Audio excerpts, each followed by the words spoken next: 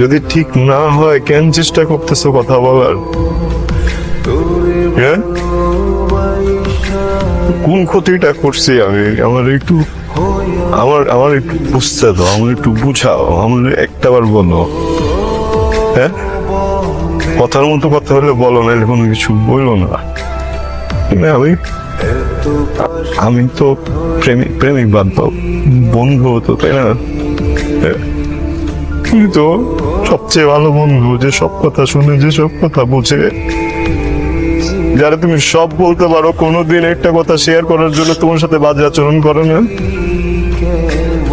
আমার তুমি বলতে একটা বার আমি যোগ্য না, আমার হইতেছে না,